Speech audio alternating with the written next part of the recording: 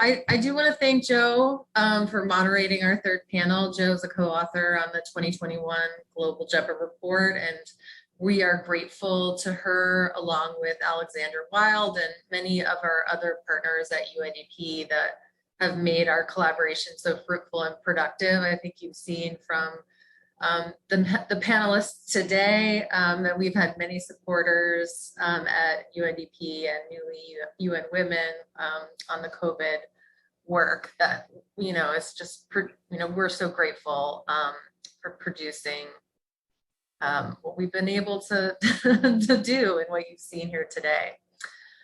So in the interest of time, I know I would love to continue talking about this and reflecting on what our panelists had to say. I'm sure Joe would have had some nice closing remarks.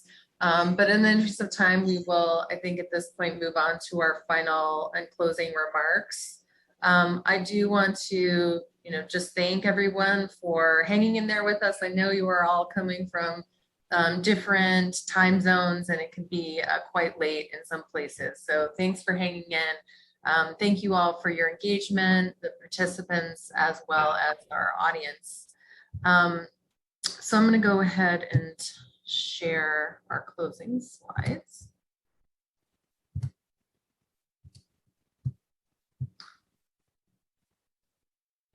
All right, so in this final section, I will, along with Dr. Muge Finkel and Raquel Lagunas, present briefly on the future directions of our research in its 7th year. Then we will hear closing remarks from Dr. Sarah Lister, who is UNDP's head of governance and oversees policy and program support to its governance portfolio globally, which includes electoral cycle support, parliamentary development, anti-corruption, legal identity, youth empowerment, and disability inclusion. So quite a large portfolio. So as we ask what is next, we see 2 promising directions for substantive exploration. First, intersectionality, and second, gender quotas and temporary special measures, or TSMs, in public administration. We are also working towards the public release of our cross-national data set on gender parity in the civil service, or GenPACs. Intersectionality describes how race, class, gender, and other individual characteristics intersect with one another and overlap to shape experiences and outcomes. And it also points to differences within categories of women and men. We think intersectionality is a natural next direction in public administration research for 2 reasons. First, intersectionality has become influential in the ways that academics, practitioners, and activists understand social inequalities. As of yet, however, it's still underexplored in public administration, scholarship, and practice. Second, we suggest that building back public administrations better will be more successful if we adopt an intersectional perspective to data analysis and policy design. And this is especially because intersectionality has the potential to help us understand how to help women overcome the multiple barriers to equal participation and representation in public institutions. Our first attempt to bring an intersectional perspective to public administration research does appear in the global report. In chapter 6, we focus on the intersections of gender with disability, race, ethnicity, and indigeneity, and age. Our first finding is that despite its importance, intersectional analysis is hindered by a paucity of global data. For example, as shown in this figure, gender disaggregated data for civil servants with disabilities is exceedingly rare.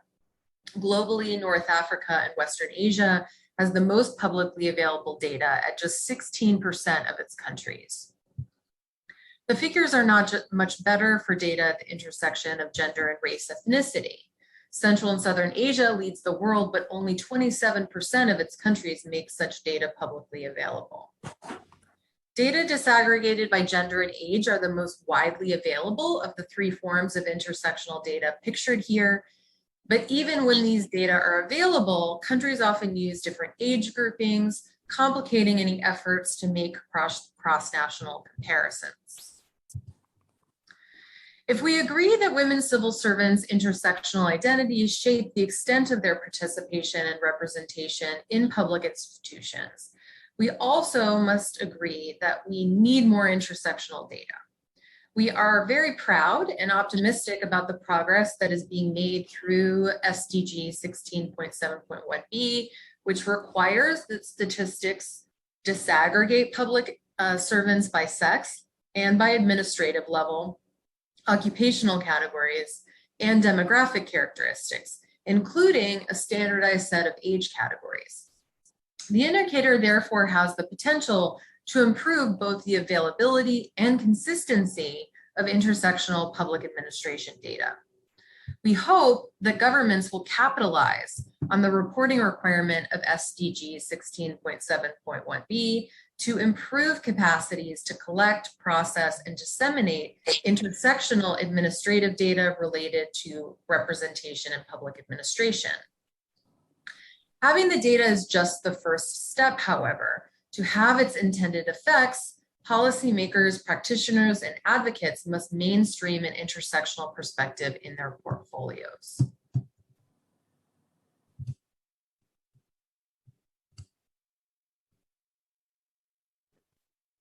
Our second most promising direction for substantive exploration is public administration gender quotas and temporary special measures, or TSMs. As outlined in our panel on glass ceilings, we know quite a lot about gender quotas and their effect on electoral politics. But scholars and practitioners have paid scant attention to laws and policies that require women's presence in decision-making positions in public administration. Applying gender quotas to public administration does not come, however, without complexities. For example, some decision-making positions in public sector are appointees, while others are career service civil servants. We suspect the ways in which quotas will effectively guarantee women's presence in these two different types of positions will also be necessarily different and have to be systematically analyzed. Aside from a handful of case studies, currently we do not have much on gender quotas or TSMs in public administration. Therefore, for our next step in our collaborative research, we plan to map gender quotas and temporary special measures globally, so we can begin first to examine what laws and policies exist and how they work in different settings, and second, to investigate which types of measures, quotas or TSMs, are most effective in generating more inclusive public institutions. This academic year, we are also working towards the public release of the Gender Parity in Civil Service Dataset, GenPACS, which we plan to make it available on the GERD website. In doing so, we hope that these data will both ignite scholarly research and foster evidence-based policymaking to enable global progress towards greater gender equality, diversity, and inclusion in public institutions. Now, it is with great pleasure we turn to Raquel, who will speak to UNDP's vision for moving our shared Gepa agenda forward. Thank you so much, Melanie. Thank you, Muge. So to complement my colleagues, looking into the future, we would like to use all this package of data and capitalizing on our presence in 170 countries and territories. So we wanted to land the program in countries and help our offices to use a breakdown data by region. That is what we are doing now with Pittsburgh University, breaking down the data, providing more analysis to give to civil society organizations, but also governments and our country offices, kind of is to create the scenario to open from national dialogues about gender parity in public administration to discussions on representing or reproducing, for instance, the great analysis that we have been doing today in the across the different panels. So for us, data is for advocacy and is evidence-based, as I said at the beginning, for policy development, public policy development, design, planning, design, and implementation and evaluation. So We wanted to create the demand if there is no demand, and if there is a demand, we are going to update the methodology that we have to support ministries and governments achieving gender parity, that we call the Gepa methodology. I'm sure that Pele knows very well, and Kieran, that they are here today. So in a more general kind of framework, UNDP is right now developing our the third one, gender equality strategy. So our work in governance, and I'm very, very happy that Sarah Lister, our head of governance, is here with us. Our work on governance have proved to be the most transformative one. So we will focus on accelerating, we will keep the focus accelerating women's leadership and building inclusive, helping countries to build inclusive states that promote the rights of all, right? And exercise and voice, and the exercise of voice and influence. So how are we going to do that? We are right now in the discussion, but we have pretty a long story working with public institutions. So we will maintain our support to public institutions, review of constitution, strengthen our constitutional work, legislative policy frameworks. So we ensure, and the example that Muge was raising here about what we are planning to do to track quotas for public administration is one piece of the package, right? The Secretary General of the United Nations is pushing towards this agenda, is pushing towards temporary special measures. So we will work with Pittsburgh to ensure that first we know how many quota affirmative actions, let's say, that have been implementing in the context of public administration. We think very, very few, and we will do our work in terms of understanding better the situation and proposing ways forward to implement quotas. So we have also a program that we are right now starting that we call the Global Observatory of Public Policies, that are going also to track and to measure and to monitor different aspects, including what we are doing with Gepa. So we will integrate this into the Global Observatory. We will also support what we call femocrats, so feminist bureaucrats. This is coming from some internal and external consultations that UNDP can definitely connect the dots, connect the leaders, women. So let's say femocrats, because it can be also male leading on this agenda. So we create a global network, and definitely we will support feminist civil society organizations and other networks to promote women's leadership.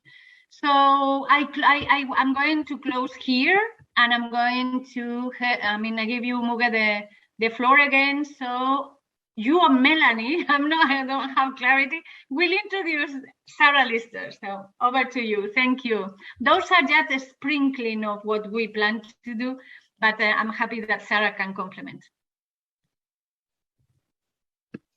Yes, so as I noted at the outset of this panel, we're joined for closing remarks from Dr. Sarah Lister, which I already offered her title for you.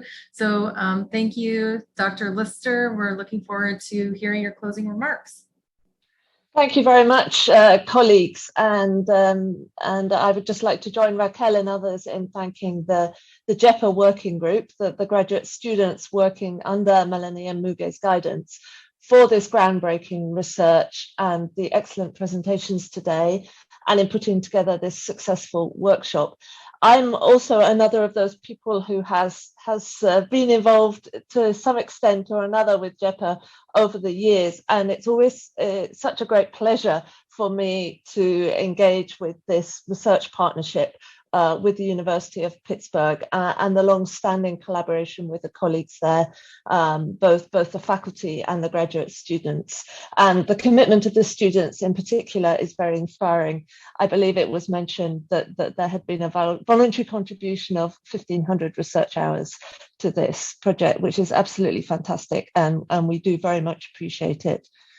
Raquel has already identified important areas for us to focus on in making headway in shattering the glass ceilings, the glass walls, and the glass cliffs, the importance of linking gender equality in public administration with the broader gender equality agenda, the need for us to focus on transforming institutions and systems for women to play an equal role in public life, and the need for stronger policies and laws, as well as quotas and TSMs to accelerate these changes.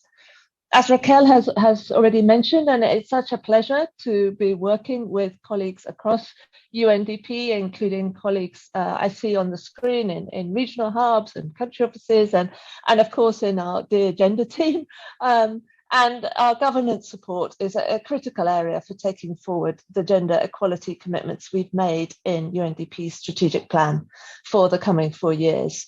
Strengthening gender equality in public life and addressing the economic and social barriers to equal participation will be indeed one of the main priorities for our global programme on governance, which we are currently developing in support of the strategic plan and UNDP's gender equality strategy. I am personally committed to ensuring that we scale up our work in this area and we start to see the results of what we know from all the research in terms of the importance of gender equality in accelerating sustainable development results. UNDP remains the largest deliverer of democratic governance support within the UN system, strengthening effective, inclusive and accountable governance at national, regional and local levels across 150 countries, as Raquel has said. So we will continue to support partners in programme countries in supporting gender equal participation in political and post-conflict transitions and supporting women's participation in transitional and constitutional bodies. We will strengthen institutional capacities for policy and legal reforms to accelerate women's participation in decision-making. We will strengthen parliamentary capacities for gender-responsive legislation and the effective engagement of women's caucuses. And we will ensure gender equality across the electoral cycle in our support to electoral systems and processes, including increasing women's participation as voters and candidates.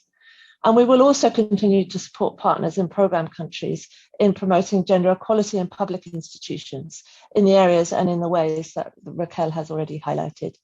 There are two particular areas in the Gepa research and the findings that have been highlighted and that I would like to see a sharpened focus and investment in our governance support going forward. The first has already been covered in the closing remarks, and that is ensuring an intersectional approach to governance and gender equality. That's just been highlighted and was also talked about in the workshop by Andrea and others. We know that gender equality is about more than parity, and as the report notes and has been raised in this workshop, the intersection of gender with disability, racial and ethnic minority status, sexual orientation, gender identity and age and other factors not only shape women's overall participation and their representation at decision-making levels of public administration, but also their experiences and their perceived barriers to advancement. And I heard some of that reflected in the COVID session that I just joined in on. We need to be much better at intersectional analysis and using that analysis as a lens to drive our work. And the second area, which is strongly connected, is our commitment, including through the Oslo Governance Centre, to invest in local and national capacities in the collection and use of quality data on gender parity in public administration. Countries continue to face considerable challenges in producing gender parity data, and they will need technical and financial support to strengthen their administrative systems to compile and track sex disaggregated data. Data on public employees are not always systematically collected, as all those on the call know, and there is no international standard for the collection, processing, and analysis of public service data. Discrepancies exist in the way each country defines the scope of its public administration and the degree to which it is centralized, and the availability of data of persons with disabilities, Indigenous peoples, ethnic or other nationally relevant population groups in the public service. These are areas that UNDP will be investing in and prioritising over the next 4-year period. So in closing, I want to join Raquel and the colleagues in reiterating and thanking for this excellent partnership that we have had with the University of Pittsburgh.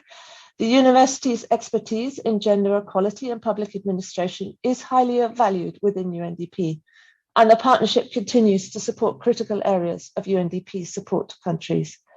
We look forward to engaging on some of the new research areas that have been mentioned in the report and during the workshop today, including around glass cliffs and glass escalators, and on case studies to better understand the barriers to gender parity. I'd like to also thank Dr. Anne Cood, the Senior Vice Chancellor, and Dr. Carissa Slotterbach, the Dean of the Graduate School of Public and International Affairs, and a special thanks to Melanie and Muge and their wonderful team of students for working closely with Raquel and Joe and Alex and others in putting together this workshop. A final thank you to all the presenters and discussions and workshop participants that have provided such valuable insights and contributions today, even in challenging time zones. Thanks very much, and I'll hand the word back to Muge. So thank you, Dr. Lister, for your thoughtful closing remarks. We really look forward to our future collaboration with UNDP, as you've outlined. We would like to add to the list of thank yous to our administrative team at GIRL, including Diane Cohen, Sandy Monteverde, Libby Hill, Finteki Bambam. And to those of you who are in the audience, if we were unable to answer your questions live, we promise we'll reach out to you in the coming days with our response. We also invite you to check back regularly to GIRL's website, girl.pitt.edu, where you can find the 2021 Global Report on Gender Equality in Public Administration, and where we will also be posting materials and videos from today's workshop. So thank you, and enjoy the rest of your day or evening or morning, wherever you are. Thanks so much. Yes, thank you so much, everyone. To all of our past, present, and future students as well. Thank you.